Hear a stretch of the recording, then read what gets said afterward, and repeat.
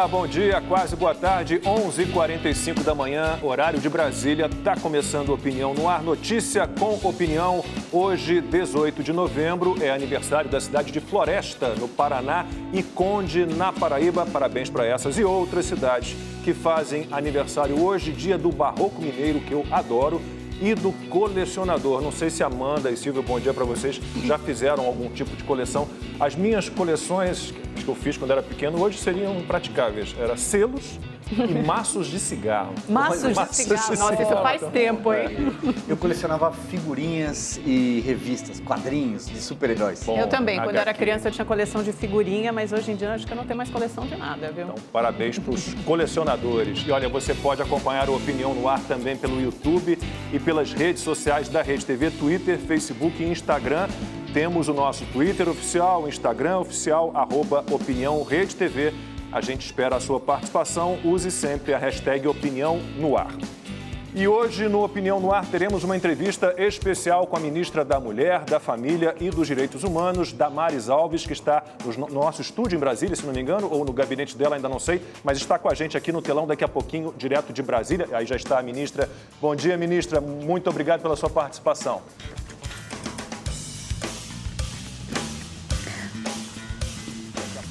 Bom dia, uma alegria estar aqui com vocês. Obrigado. A gente tem um delayzinho, tá? Demora um tempinho para o meu áudio chegar lá, então tem esse delayzinho que atrapalha um pouco às vezes, mas vai ser um papo legal. E para participar dessa conversa está aqui com a gente a Procuradora Regional da República, Tameia Danelon, mais uma vez participando do Opinião no Ar. Procuradora, muitíssimo obrigado. Eu que agradeço. Então vamos lá, gente. Daqui a pouquinho, entrevista especial com a ministra Damares Alves, que está lançando uma campanha de conscientização para as famílias sobre os riscos de exposição de crianças na internet. A gente vai falar também de aborto e de violência doméstica durante a quarentena que aumentou. 11h53, horário de Brasília. Estamos de volta hoje com uma entrevista especial com a ministra da Mulher, da Família e dos Direitos Humanos, Damares Alves, que nos acompanha lá de Brasília. Já expliquei que há um atrasozinho no recebimento do nosso áudio, então a ministra vai demorar um pouquinho para responder as nossas perguntas. Isso é normal em televisão. Ministra, mais uma vez, muito obrigado pela sua participação.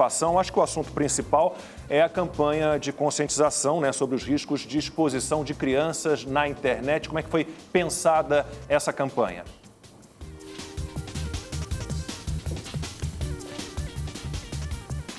Oi, Lacombe. Primeiro eu quero dizer que eu estou muito feliz, eu já estava esperando há muito tempo vir ao seu programa, estar com você e dizer que eu sou uma admiradora do seu trabalho. Também quero mandar um abraço para Amanda, o Navarro, já estive com o Navarro em outras oportunidades, e a nossa procuradora, a doutora Tameia. Um abraço para a senhora também.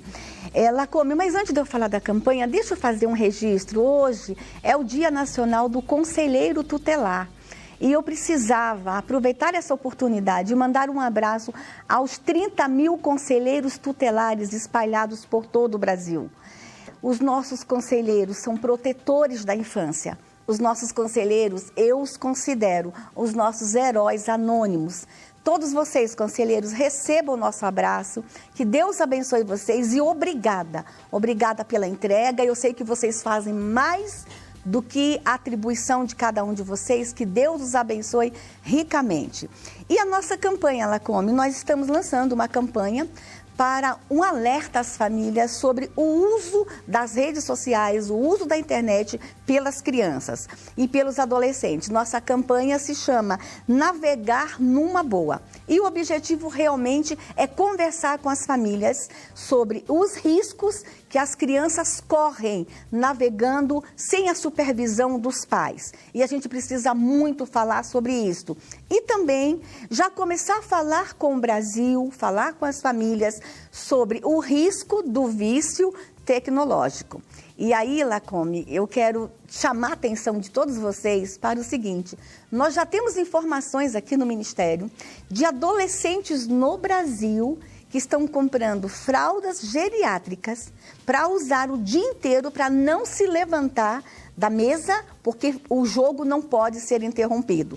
Levam a comida para a mesa, para a sua bancada e estão usando fraldas geriátricas. Então, nós já estamos vivendo no Brasil... tivemos um probleminha com o sinal da ministra, daqui a pouquinho será restabelecido. Voltou?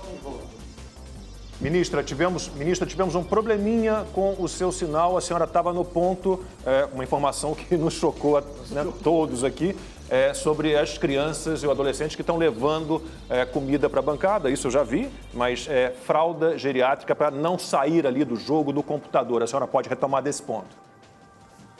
Fraldas.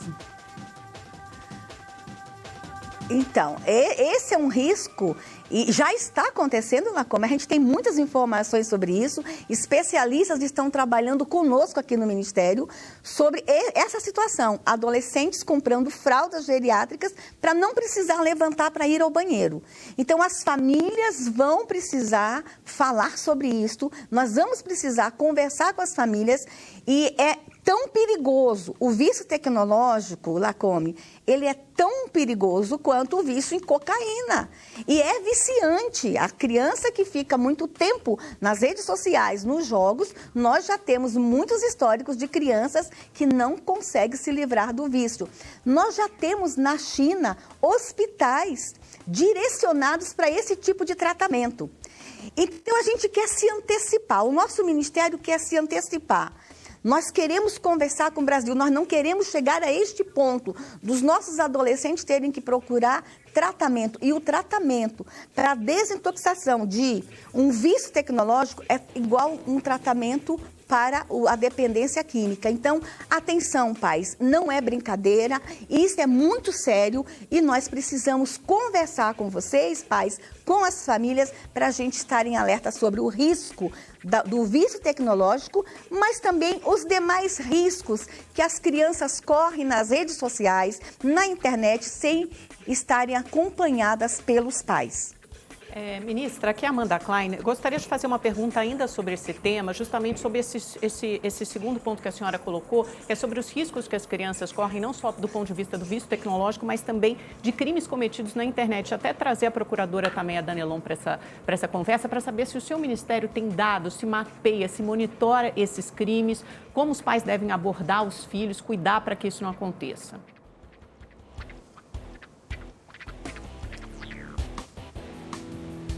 Tem sim, Amanda. Pela primeira vez, o Disque 100 agora traz o recorte do recebimento da denúncia dos crimes cometidos nas redes. E nós já temos no nosso Disque 100 mais de 1.000 registros de crimes cometidos no âmbito da rede social, no âmbito da internet. E são os crimes mais absurdos. Por exemplo, Amanda, nós estamos acompanhando um caso aqui de Brasília que apenas um homem, um único abusador, que já está sendo chamado de estuprador online, um único homem fez 60 vítimas, 60 meninos. Ele atraiu para um perfil falso, ele criava um perfil de uma menina e ele atraiu uma menina muito linda, ele usava uma foto de uma menina muito linda e os meninos se apaixonavam por essa suposta menina. E ele começava a conversar com os meninos, ele usava Facebook, ele usava Instagram e ele conversava com os meninos, daqui a pouco ele pedia uma foto do menino sem roupa. O menino apaixonado mandava e ela mandava uma suposta foto dela. A partir do momento que ele tinha uma foto do menino, aí ele se revelava que ele não era mais uma menina, se revelava e começava a coagir o menino a, por exemplo, a fazer outros atos online com ele. E esses meninos ficavam refém e ele ameaçava, se você não fizer, eu vou postar sua foto sem roupa nas redes. Os meninos ficavam refém. Para você ter uma ideia, Amanda, nós tivemos entre essas vítimas meninos que pensaram em suicídio, de tamanho medo da sua imagem ser exposta. Então, pais, inclusive nos joguinhos online, nós estamos vendo não só nas redes, mas também nos joguinhos. Mais um probleminha no sinal, vamos ver se a gente retoma. Ali do lado tem um bate-papo. Deu uma variaçãozinha no seu sinal, ministra. A senhora pode voltar um pouquinho só e retomar. A senhora contava o caso desse estuprador virtual, né? Que começou a chantagear os meninos. Gravíssimo. Sim. E os meninos, Lacombe, em angústia, tentaram inclusive suicídio, tá? Então, só um único homem fez 60 vítimas em vários estados. Ele disse que o único estado que ele não fez vítima foi o Acre. Então, eu quero que os pais entendam, e nós precisamos entender, Amanda, que não é só a rede social, os joguinhos online também. Aí tem pais que estão aí do outro lado agora falando o seguinte, mas eu só baixo o joguinho com a indicação de idade, o joguinho que meus filhos estão usando é livre. Mas o bandido também entra nos joguinhos livres, gente. Cuidado! Acompanhe, veja com quem a criança está falando, porque nos joguinhos online também tem sala de bate-papo. E nessas salas de bate-papo, eles começam a conversar com criança como se fossem criança. Então, a nossa campanha é para chamar a atenção, para que as famílias supervisionem as atividades dos seus filhos, suas crianças e adolescentes nas redes sociais e nos jogos online. A procuradora tem uma longa experiência também, né, com casos desse tipo, com pedofilia, e faça o seu comentário e depois pode fazer uma pergunta para a ministra. Sim, sim. Então, ministra, eu trabalhei há mais de 10 anos atrás no grupo de combate a crimes cibernéticos, na Procuradoria aqui de São Paulo. Inclusive, o nosso grupo foi pioneiro na criação desse grupo. Na época era do Orkut, né? E a gente trabalhava só os crimes federais, né? Os crimes federais pela internet são basicamente os crimes de racismo pela internet e a pornografia infantil. Então, nessa época não tinha filha ainda e era, assim, muito chocante as imagens, as fotos. E a gente também tentava fazer essa campanha, indo em escolas, fazendo palestras para conscientizar os pais e as crianças também dos perigos que tem as redes sociais, né? Depois que eu tive filho, eu tenho uma menina que tem 10 anos, eu não consegui mais trabalhar nessa área, porque acho que a maternidade me impedia de ver aquelas imagens, porque é tudo muito triste, né? Então, primeiramente, eu gostaria de parabenizar a senhora pela criação dessa campanha. Agora, as redes sociais, crianças de 5 anos já sabem mexer na internet, em redes sociais, é de extrema importância. Agora, esse é o lado preventivo. Agora, eu queria saber da senhora, ministra, em relação à repressão. Eu, como minha área é combate à corrupção, trabalhar no enfrentamento da criminalidade, a senhora não acha que tem que ter uma resposta mais efetiva da justiça no que se refere à punição desses agentes, dessas pessoas que praticam esses crimes de pedofilia e pedofilia pela internet? Como, por exemplo, depois que o Supremo proibiu a prisão após a segunda condenação, a senhora não acha que enfraquece esse combate, que é necessário não só as campanhas preventivas, mas a efetiva punição para que a pessoa receba o castigo devido e para impedir que outras pessoas cometam esses crimes tão graves?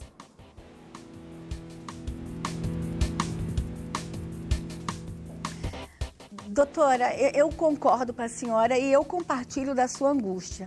A senhora faz a investigação, a senhora pede a prisão, eu aqui recebo a denúncia, eu peço a punição, eu peço a prisão e às vezes eu fico angustiada de uma denúncia que a gente fez, por exemplo, o ano passado, ainda não teve uma única audiência. Essa angústia também toma conta da gente, doutora. A gente tem aqui as nossas frustrações também. Por exemplo, não configurou crime. A criança já está detonada, a família já está destruída. Ainda temos que provar o tal do flagrante, o tal da livre interpretação do julgador também. Isso tem nos preocupado muito, doutora, lá na ponta, com a punição. E por conta da tal impunidade em alguns casos, é que só aumenta cada vez mais o número de abusadores. Eles estão flertando na internet o tempo todo. É um crime, doutora, relativamente novo. As nossas delegacias precisam de investimento. As delegacias especializadas em crimes cibernéticos precisam de investimento. Nosso ministério tem conversado muito com o Ministério da Justiça. O próprio presidente Bolsonaro tem demonstrado uma preocupação muito grande com esse tema. Eu converso com o presidente, eu mostro números para o presidente. Ele está muito preocupado e nós estamos agora, doutora, conversando para o próximo orçamento da União, mais investimento nessa área. Precisamos equipar os agentes lá na ponta, precisamos investir nas delegacias, mas precisamos também, doutora, conversar muito com o judiciário, com o julgador, de que, foi só uma imagem, uma menina que passa por uma situação dessa, do constrangimento de ter sua imagem, doutora, exposta, essa menina nunca mais será a mesma. A gente precisa entender que este é um crime bárbaro. E não só a questão do abuso sexual. Nós temos outras coisas acontecendo nas redes, doutora. Por exemplo, o incentivo ao suicídio e à automutilação. Atenção, pais, tem grupos nas redes sociais fechados de meninos falando sobre suicídio. Nós estamos com um número muito grande de adolescentes se automutilando e eles estão fazendo contatos uns com os outros nas redes sociais e muitos meninos indo para o autoflagelo motivados pelas redes sociais. Então, os pais precisam estar atentos, mas repito aqui, doutora, eu comungo com a sua frustração, com a sua angústia da punição lá na ponta. E quem faz a pergunta para a ministra Damares Alves agora é Silvio Navarro. Ministra, no início da quarentena no país, eu tive a sorte de entrevistá-la e já na ocasião a senhora manifestou uma preocupação enorme com o aumento da violência doméstica que o estresse do confinamento poderia causar para as pessoas, para crianças, mas especialmente para mulheres. A minha pergunta é, até porque estamos no momento em que alguns governantes pretendem retomar o isolamento. Há dados já dentro no âmbito do Ministério sobre aumento de violência contra mulheres e contra crianças por conta do isolamento?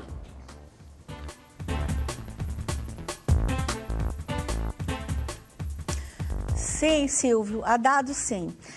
Nos nossos canais de recebimento de denúncia, o aumento foi de 34% de recebimento de denúncias. Mas quando a gente vai para os estados, Silvio, nós já temos estados, por exemplo, como o Acre, o aumento da violência contra a mulher chegou a 600%. Nós temos estado no Nordeste em torno de 400%, 300%. Aquilo que eu te disse lá no início da pandemia, infelizmente, foi uma realidade. A nossa previsão se concretizou, mas não é uma realidade só do Brasil. Isso aconteceu em todos os países que entraram em quarentena. E aí, o que a gente tem que fazer?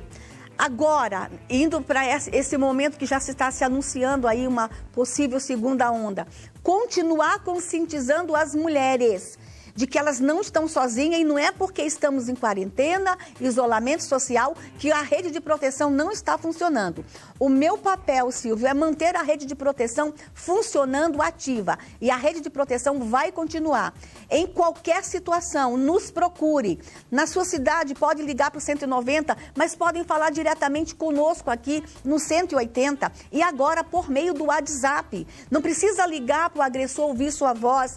Fale conosco por meio de mensagem, por meio do WhatsApp e nós também vamos reforçar as nossas campanhas dos vizinhos vigilantes. Os vizinhos também, na hora de ouvir um barulho estranho, na hora que perceber algo estranho, denuncie. Na dúvida, denuncie, deixe a nossa equipe chegar até lá e verificar se é uma violência, uma ocorrência de violência ou não. Mas aí quero dizer uma coisa, Silvio, nós temos um aumento no canal de denúncia de violência contra a mulher, mas a violência contra a criança, as denúncias caíram 19%. Aí você pode celebrar, então diminuiu a violência contra a criança? Não. E este é ainda meu maior medo. As crianças não voltaram para a escola, as crianças não estão voltando para a creche. Cai o número de 19% de denúncia porque a maioria das denúncias, elas vêm lá do ambiente escolar. Elas vêm da creche, elas vêm de terceiro e a criança continua ainda em casa. Nós estamos preocupados e repito o que eu te disse lá no início. Quando as escolas abrirem e as crianças saírem de vez de casa e voltarem para a escola, eu tenho muito medo do que nós vamos encontrar, Silvio. Eu estou muito preocupada. A violência contra a criança não diminuiu. O que aconteceu é o seguinte, quem denuncia não está tendo acesso à criança. Nós trancamos dentro de casa agressor e vítima. Então, eu estou muito preocupada com esse pós-pandemia, o que nós vamos descobrir, o que aconteceu dentro de casa com as nossas crianças. Ministra, nós podemos voltar a esse assunto, mas eu queria voltar à questão da pedofilia, né? Eu conversava aqui nos bastidores com a procuradora Tameia Danelon e há uma tentativa, inclusive de parte da imprensa, de grande parte da imprensa, de tornar a pedofilia apenas uma doença, né? De legalizar a pedofilia. Não sei se a senhora se importa de contar a história que a senhora me contava do grupo de trabalho da senhora, que havia um procurador, né? Um promotor, Procurador da República. Um procurador. Isso foi há mais de 15 anos, né?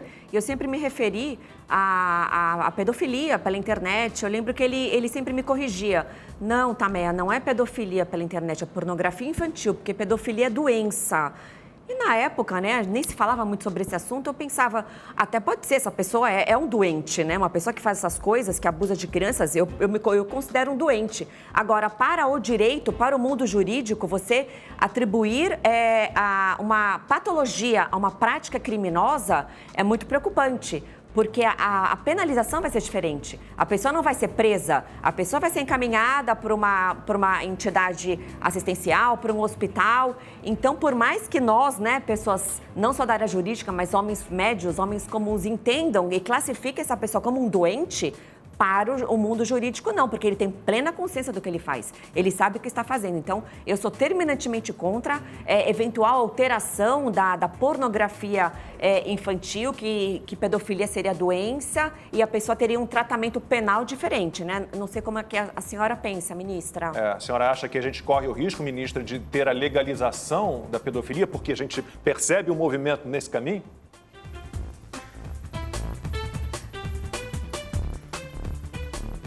Olha, o movimento é forte, já existe há alguns anos, de relativizar o abuso sexual de criança, de normatizar isso. Inclusive, doutora Tameia, a gente tem que lembrar que lá na reforma do Código Penal, lá no Senado, já houve um movimento nessa direção, em 2012. Atenção, pais, isso não é novo. Já existem movimentos organizados no mundo querendo relativizar a pedofilia. E eu vou falar pedofilia sim. Até mesmo a fala, não fale pedofilia, fale abuso. Vou falar de abuso sexual, mas vou insistir no termo pedofilia sim. E a gente não pode baixar a guarda não, doutora. A gente tem que ter a coragem. Na reforma do Código Penal, em 2012, havia um movimento no Senado para diminuir a idade do consentimento. Hoje, quem tem relações sexuais com um adolescente com menos de 14 anos responde por estupro. Queriam diminuir 14 para 12. A idade do consentimento diminuir para 12. Tiveram a coragem de escrever e apresentar a proposta.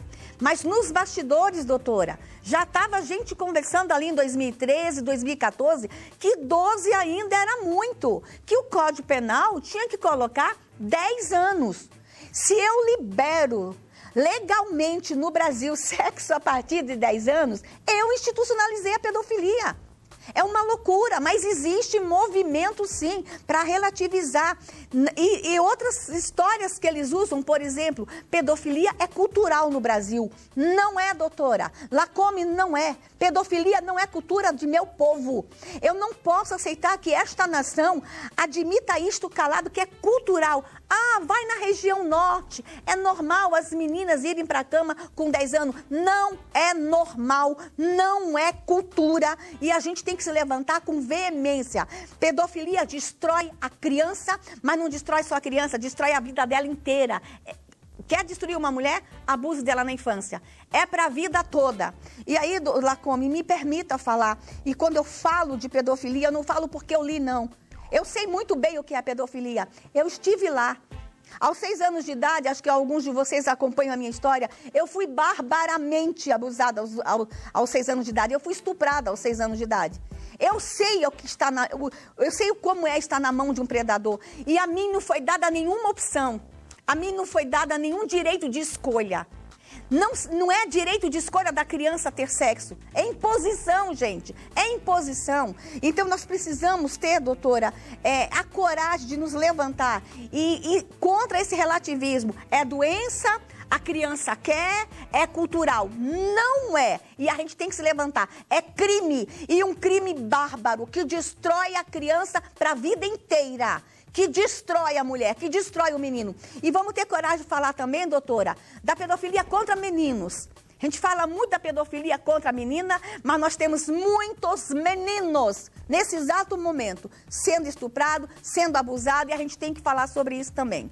A gente retoma a conversa com a ministra Damares Alves, Amanda. Ministra, bom, primeiramente eu gostaria de me solidarizar com a senhora como mulher, no seu relato da sua vivência de um abuso, de um estupro, que é uma forma de violência bárbara contra qualquer mulher, mas contra uma criança, ainda mais de 6 anos, é inadmissível. E puxando por isso, eu gostaria de mencionar um caso que ganhou muita notoriedade recentemente no Brasil, que foi daquela criança estuprada, abusada sistematicamente por um tio no Espírito Santo, uma criança de 10 anos, que acabou engravidando, uma gravidez indesejada como prática desse abuso.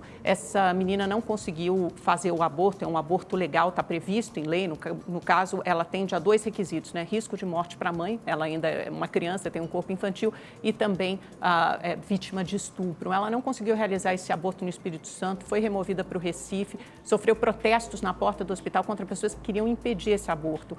O seu ministério enviou representantes ao Espírito Santo, acompanhou esse caso. Eu gostaria de saber a sua opinião nesse caso específico, ministra, fazer com que essa menina insista numa gravidez indesejada, vítima de um abuso, não é perpetuar essa condição de violência e de abuso contra a mulher, contra a criança?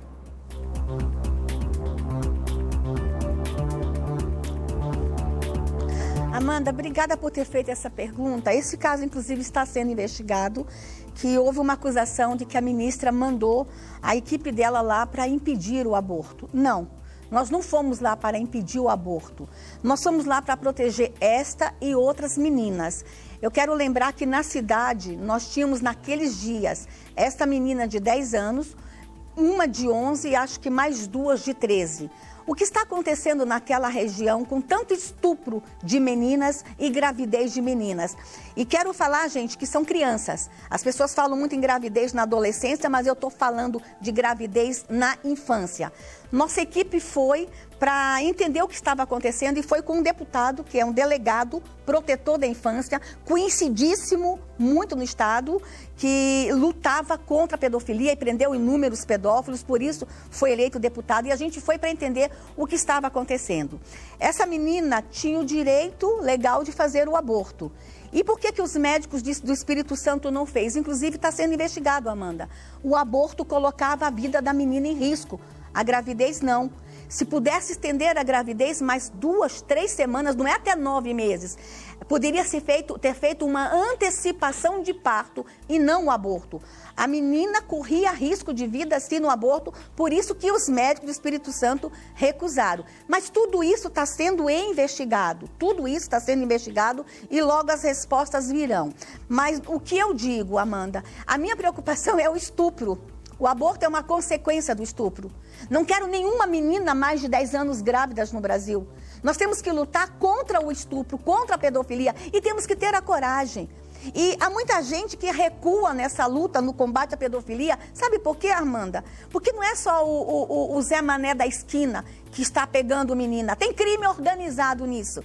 Tem muita gente ganhando muito dinheiro com isso. Uma imagem daquela menina lá pode custar até 20 mil reais na internet, ela sendo estuprada. Tem crime organizado e a gente vai ter que ter a coragem de enfrentar esse crime organizado no Brasil. O aborto foi uma consequência do estupro.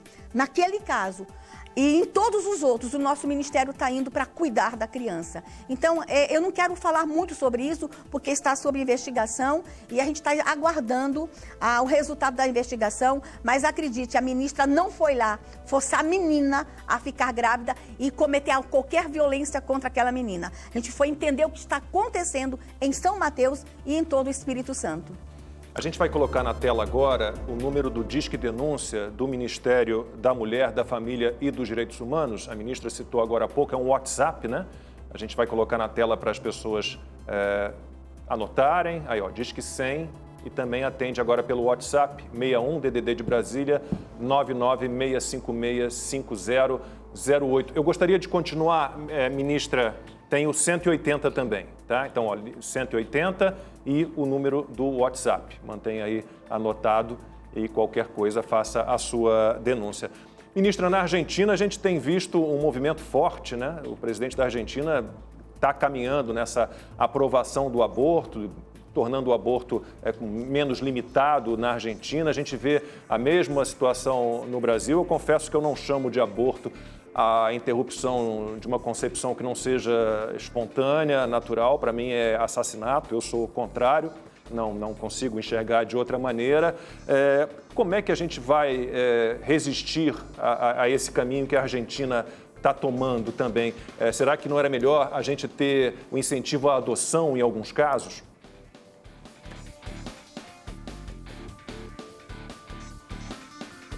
Ô, Lacombe, eu fico tão assim indignada em pleno 2020 as pessoas ainda falarem de legalizar o aborto. Algo tão primitivo, tão animalesco. Os países tinham que estar lutando, como nós estamos lutando aqui no Brasil, por mais planejamento familiar. Aborto não é prazeroso para nenhuma mulher, inclusive a mulher que está aí levantando cartaz. Vamos legalizar o aborto. Quando ela passa pelo aborto, ela sabe que não é prazeroso. O aborto não pode ser usado como método anticonceptivo. O aborto não é planejamento familiar. O aborto é agressão ao corpo da mulher. E é assassinato, e eu também não tenho vergonha de falar, não tenho medo de falar, é assassinato. O que nós temos que ter no Brasil, o que a Argentina tinha que estar lutando? Por mais políticas públicas, investimento em políticas públicas de planejamento familiar. Será que é mais barato o aborto? É mais fácil fazer o aborto do que fazer políticas públicas de verdade, de planejamento familiar? O presidente Bolsonaro tem cobrado do nosso ministério, do Ministério da Saúde, e os nossos ministérios estão se falando para a gente apresentar imediatamente ao Brasil o maior programa de planejamento familiar. Aborto não pode ser considerado como opção, porque é violência contra o corpo da mulher. Se eu amo mulher, se eu luto pelas mulheres, como é que eu vou lutar para liberar o aborto no Brasil? Se o aborto é violência contra a mulher, contra o corpo da mulher, e é assassinato contra a criança. Eu lamento que a Argentina esteja caminhando para esse episódio, para essa situação, mas vamos torcer que o Congresso Nacional lá seja coerente e pense na vida das duas, da mulher e da criança. Silvio. Ministra, todos os profissionais de diferentes áreas que têm passado aqui nesta bancada, para eles eu tenho feito sempre uma mesma pergunta sobre os danos psicológicos que o trancamento, que esse isolamento tem causado para as famílias. E a senhora, como ministra da Família, eu queria ouvi-la justamente sobre isso. Até porque, em vários casos, né, especialmente nas periferias, muitas vezes a figura do pastor, a figura do padre, a figura do líder espiritual é uma espécie de psicólogo. E as pessoas perderam, inclusive, essa referência. Eu queria a avaliação da senhora sobre esse trancamento no momento em que, repito, alguns governantes preparam os seus estados para um novo isolamento. Ok.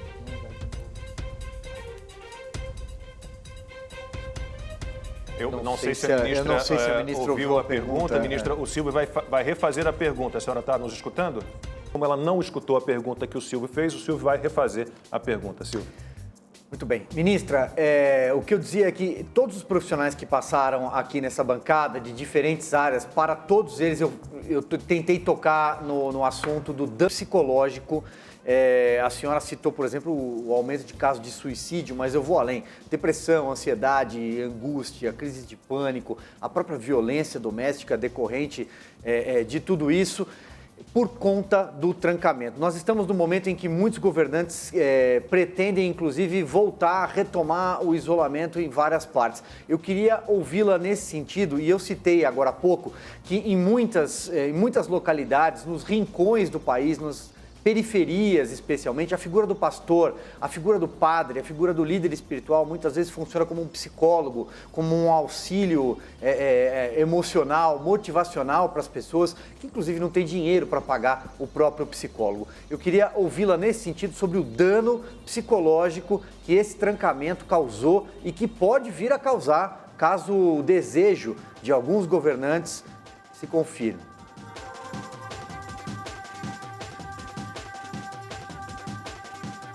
Ô, Silvio, obrigada pela pergunta. Olha, os danos, nós vamos ainda enfrentá-los aí umas 2 gerações. Ele não vai ser agora só que a gente vai sentir o efeito dos danos do isolamento. Por exemplo, uma coisa muito simples, Silvio, quero que você pense comigo. Uma criança de 6 anos sendo alfabetizada online. Aonde? Imagine uma criança de 6 anos aprendendo a fazer o número 6, tá? Que a gente faz o número 6 de cima para baixo, ok? Essa criança online está aprendendo assim, a fazer a bolinha de baixo para cima. Você tem ideia do dano motor, do dano cognitivo disso lá na frente? Quando essa criança começar a escrever o número 6 errado, o número 7 errado, o número 8 errado. Gente, isso é só um exemplo pequenininho. A alfabetização à distância não existe. A criança que não aprende direito na alfabetização vai ter prejuízo em toda a sua fase escolar. Isso é só um exemplo. Mas nós temos tantos outros exemplos do dano do isolamento da forma como foi imposto no Brasil. Por exemplo, um número que ninguém está falando. Nosso Ministério fez uma pesquisa entre os jovens e adolescentes. 29% dos jovens e adolescentes disseram que não querem mais voltar para a escola. A interrupção foi muito ruim. A interrupção causou o seguinte efeito: não quero mais voltar para a escola nem para a faculdade. Sabe o que vai acontecer, Silvio? Essa geração neném que nós temos no Brasil, que já é enorme, o adolescente e o jovem que nem está na escola e nem está no trabalho, ela vai aumentar agora após pandemia. Então, nós teremos tantos efeitos pós-pandemia que nós vamos sentir eles por umas 2 gerações ainda.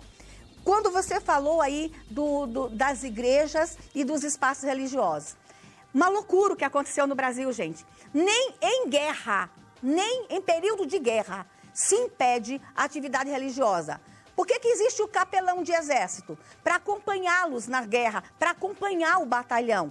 Aí, numa pandemia que está todo mundo em desespero, o que a gente viu no Brasil? Proíbe-se as atividades religiosas, fecha-se os templos. Nós não queríamos aglomeração, mas impedir o templo de abrir, para que a pessoa pudesse correr lá e pedir um alívio, um conforto na hora do desespero. O que nós vimos foi um exagero no Brasil e eu estou preocupada com os próximos exageros e com as violações de direito. O direito de ir e vir.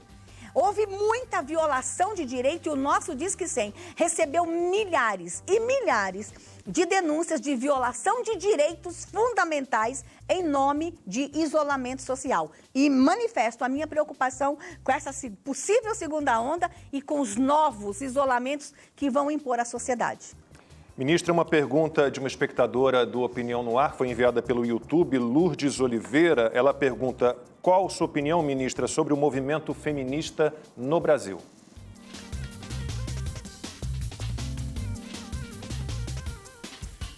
Olha, eu costumo falar que o movimento feminista trouxe, sim, alguns avanços, algumas pautas estão consagradas, mas eu não compartilho com todos os ideais do movimento feminista. Então, essa é uma opinião que eu sempre, o tempo todo estive trazendo e manifesto ela sem nenhuma vergonha, sem nenhum medo de retaliação.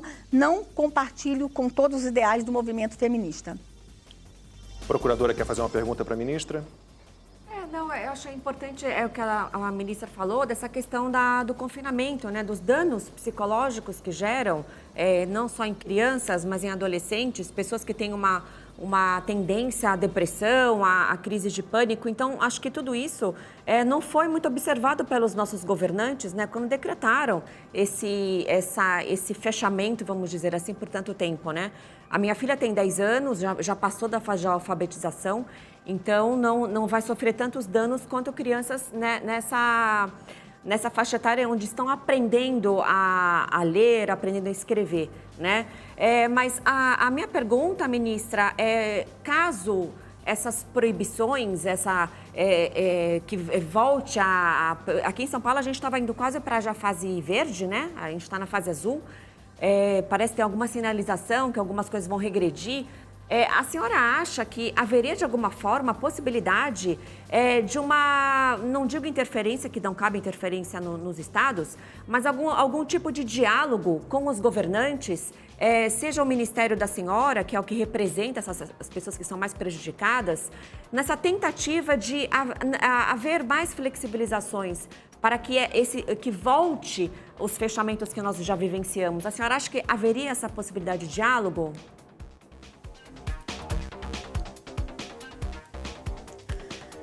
Nós aprendemos muito, doutora, com essa pandemia. Ninguém estava pronto, ninguém sabia o que fazer. Foi tudo assim, vupt! E todo mundo foi tomando decisões e todo mundo tomando atitudes sem se conversar. Eu creio, e por causa dos danos que nós vimos aí, de ações terem sido tomadas sem pensar, sem refletir, eu creio que nesse momento agora vai ser mais possível, sim, um diálogo. Sabe por quê, doutora? A própria população está querendo isso. Porque, assim, os números mostraram que o isolamento, ele não surtiu o efeito que a gente queria para evitar a pandemia.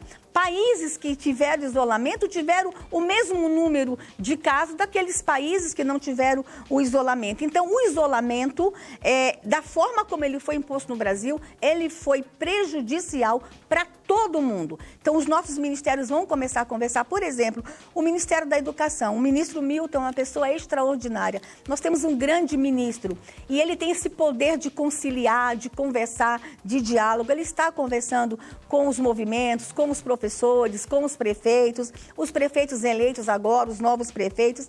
Eu acho que agora, doutora, depois de tudo que a gente está sentindo na pele, especialmente essa crise econômica que foi imposta, eu acho que todo mundo vai sentar, vai conversar. Eu vejo mais esperança agora da gente juntos encontrar respostas que não seja esse isolamento da forma como foi imposto. Amanda.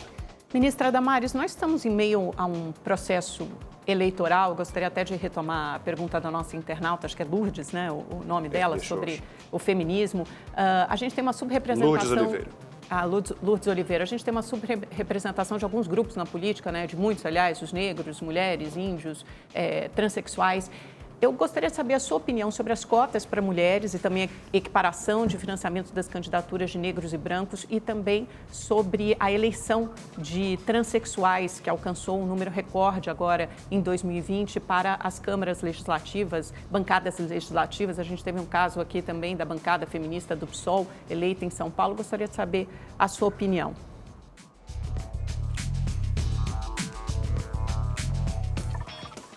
Amanda, eu confesso para ti que eu estou muito triste com o resultado da eleição municipal.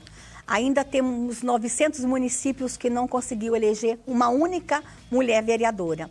E em 2019 inteiro, Amanda, nós nos preparamos aqui no Ministério para uma mega, super, hiper campanha de mais mulheres na política. E a gente se preparou, inclusive a nossa estratégia era eu sair pelo Brasil arrastando candidatas, gritando, vambora, a gente consegue, vambora, vamos nos candidatar. Mas a pandemia nos impediu da gente fazer como a gente queria. Nós aumentamos o número de mulheres em Câmara de Vereadores e em prefeitas, aumentamos no Brasil. Mas, infelizmente, Amanda, 900 municípios não conseguiu eleger uma única mulher para a Câmara de Vereadores. E qual era a nossa grande motivação? Escuta o número que eu vou te falar, Amanda, que é muito preocupante. Apenas 9% dos municípios no Brasil tem uma delegacia da mulher. E só 19% dos municípios tem uma instância de proteção da mulher. E qual era o nosso objetivo? A gente elegeu o maior número possível de mulheres nas câmaras de vereadores e lá nas câmaras de vereadores a gente ter uma Procuradoria da Mulher, assim como a gente tem na Câmara Federal e em algumas assembleias legislativas.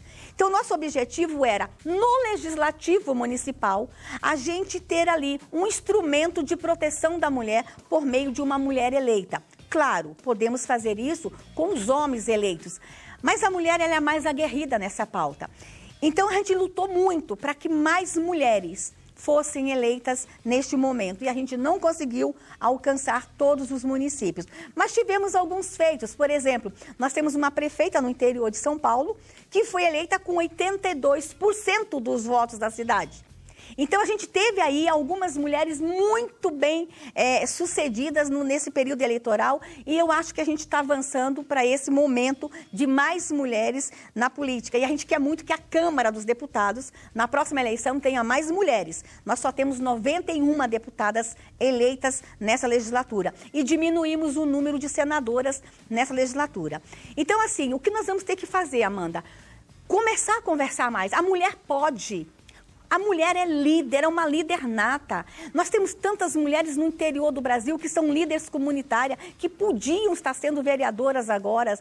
As mulheres estão prontas. Nós já nascemos prontas, tá? Desculpa aí, Lacome, Silvio, mas nós aqui, ó, nós somos o ser mais extraordinário que ocupa esse planeta. Nós já nascemos pronta. A mulher tem condições de ocupar os espaços de política no Brasil e a gente vai ter que incentivar muito isso. Com relação à sua pergunta das trans que foram eleitas, foi um número bom, um número considerável, aumentou a bancada. Todos os segmentos precisam ser representados, Amanda. Todos eles têm que ter a sua representatividade no legislativo. E foi uma coisa natural que aconteceu. O movimento se organizou e elegeram as suas candidatas.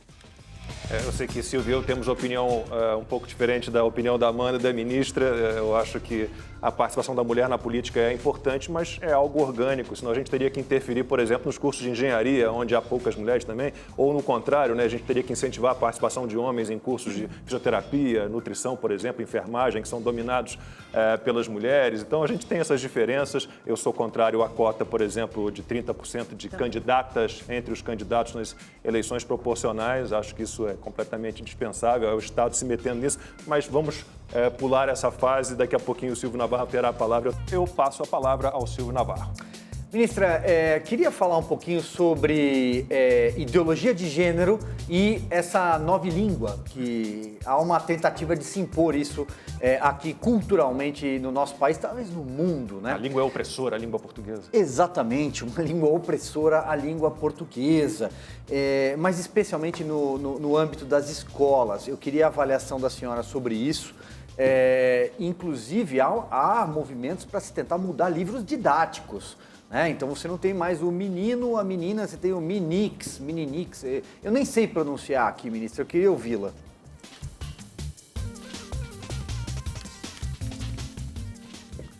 Ô Silvio, a coisa é tão absurda que eu acho que eu vou ter que mudar o nome do ministério, porque agora você não pode mais falar mulher no Brasil, é pessoa com vagina, sabia disso? E eu estou sendo demandada que não é mais para falar mulher, é para falar pessoa com vagina. Como é que pode? Você acha que mudando a palavra a gente vai mudar o preconceito que ainda existe no Brasil? A gente mudando a ortografia, mudar a ortografia é política pública? Mudar a ortografia é acolhimento? Aonde, gente? Isso é só uma ação que eles dizem afirmativa sem resultado nenhum na prática. Sem resultado nenhum. Existe violência contra as pessoas trans, especialmente na rua, com as travestis? Existe sim, Silvio. Ali na rua onde elas estão, ali geralmente fazendo programa, existe muita violência ali com elas. E o que a gente tem que fazer? Vamos atuar ali. Vamos evitar a violência ali. Vamos perguntar se todas elas querem estar na rua fazendo programa ou é falta de oportunidade no mercado de trabalho porque não estão qualificadas. Vamos trabalhar, vamos combater a violência de forma prática, o preconceito de forma prática. Mas o que nós estamos vendo são ações que eles dizem afirmativas sem nenhum resultado, apenas para terem uma narrativa, é a guerra da narrativa, a guerra do diálogo. Eu sou contra, eu sou totalmente contra. Eu sou mulher e vou continuar falando que sou mulher e este é o Ministério da Mulher e a gente vai continuar falando sobre isso. Com relação à ideologia de gênero, Silvio, todo mundo sabe a minha posição. E eu quero dizer aqui uma coisa para quem não entendeu ainda. A ideologia de gênero não é nenhuma luta nossa falar em ideologia de gênero contra o movimento gay. A ideologia de gênero faz mal, inclusive, para os homossexuais, os gays, as travestis, porque o que é ideologia de gênero? É dizer que ninguém nasce homem, ninguém nasce mulher, você nasce sem identidade e você escolhe o que você quer ser. Então também ninguém nasce gay, ninguém nasce lésbica, ninguém nasce travesti. Então essa ideologia ela é tão maluca que ela coloca todo mundo no pacote. Nós somos contra. Inclusive, Silvio, eu não sei se você sabe, estão catalogadas no Brasil 31 identidades de gênero. Desculpa, 71 identidades de gênero. 71.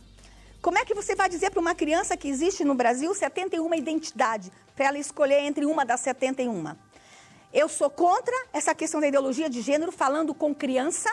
Se quiserem discutir isso, que discutam na academia, entre os doutores, e no dia que comprovarem cientificamente que isso é verdade, voltem a falar conosco. Mas discutir isso com criança e dessa forma agora, mudando a ortografia, eu acho uma situação extremamente indevida, sou contra e vou estar protestando, e todo mundo sabe que cheguei nesse ministério lá atrás, já tinha essa minha luta toda contra essa narrativa da teoria do gênero, a ideologia do gênero. Silvio, sabe o que é duas almas, esse gênero duas almas? Duas almas? É o indígena que não é gay, ele recebe uma alma de um gay, eventualmente. Não me assusta. Isso estava no formulário para inscrição, um filho de um amigo meu, num estágio de um grande banco brasileiro. Então, a gente vive uma fase bem complicada, um momento bem difícil. E chegamos à parte final da entrevista com a ministra Damares Alves. E a minha pergunta, ministra, para a gente encerrar é a seguinte: é muito careta falar sobre a tradicional família brasileira, mas eu estava lendo num portal de notícias importante esses dias uma reportagem sobre o Adélio Bispo, que deu a facada no então candidato Jair Bolsonaro, e a capacidade da matéria de vitimizar o Adélio Bispo foi impressionante, quase glamourizar o Adélio Bispo. E a matéria inteira dizia o seguinte: ele adorava a mãe, mas a mãe morreu aos 13 anos, ele ficou sem essa referência, o pai era alcoólatra, começou a levar mulheres alcoólatras para a casa dele e apanhava do pai. Quer dizer, faltou estrutura familiar. Né? A gente tem os grupos identitários, eu detesto essa divisão da humanidade, negros, brancos, amarelos, vermelhos, homossexuais, heterossexuais, homens e mulheres, mas falta tolerância talvez de parte a parte, de alguma maneira, né?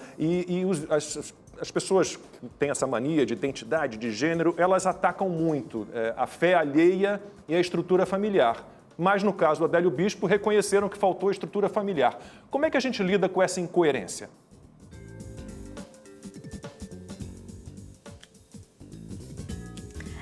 E, na verdade, quem ataca a família, Lacombe, não apresenta nada no lugar. Me apresente um projeto para a humanidade melhor que a família. No dia que me apresentarem um projeto melhor para a humanidade que a família, eu deixo de falar de família. Nós temos que fortalecer os vínculos. E o nosso ministério nasce para isso, Lacombe, o fortalecimento dos vínculos familiares. Muita gente achava que o presidente, quando fosse apresentar esse ministério para o Brasil, seria papai, mamãe, filhinho, e que vinha uma ministra aqui para falar do casamento papai e mamãe. Peraí, eu sou uma ministra divorciada, procurando um marido, tá? Mas divorciada, e mãe de uma menina indígena, uma adoção socioafetiva. Tem família mais diferente que a minha? Somos família e precisamos ser fortalecidos como família. E é para isso que a gente veio, o fortalecimento dos vínculos e falar sobre isso. Independente da configuração familiar, esses vínculos precisam ser fortalecidos. Não existe maior e melhor projeto para o homem do que a família. E a gente tem que ter a coragem de se levantar em defesa da família, Lacombe. Temos apenas 3 minutos. Tem que ser uma pergunta breve e uma resposta breve. Só para saber, na sua concepção de família, ministra, a família é sempre formada por um homem ou por uma mulher, ou uma família pode ser formada por duas pessoas do mesmo sexo?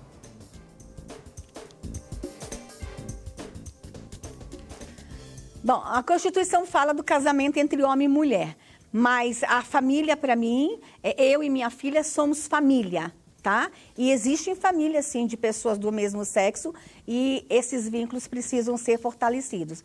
Nós não temos aqui no Ministério nenhuma luta contra as famílias formadas por pessoas do mesmo sexo, mas a Constituição é clara, família é constituída no casamento de homem e mulher, e este é o conceito de família jurídico que nós temos no Brasil. Tem que mudar isso, ministra? Juridicamente, a senhora acha que é bom mudar? Já existe propostas para isso no Congresso Nacional e essas propostas não são aprovadas porque a sociedade brasileira ainda reage. O Congresso é o reflexo da sociedade brasileira. E a gente tem que entender, Amanda, que a sociedade brasileira ela é conservadora, sim. Tanto é que nós estamos no poder. E nós fomos eleitos com uma margem de voto extraordinário, porque a sociedade brasileira ela ainda é conservadora e eu preciso falar muito com essa sociedade conservadora e dizer para eles que nós estamos aqui fortalecendo vínculos familiares. Ministra, para a gente encerrar rapidamente suas considerações finais, se quiser falar da campanha que está sendo lançada, 30 segundinhos, por favor.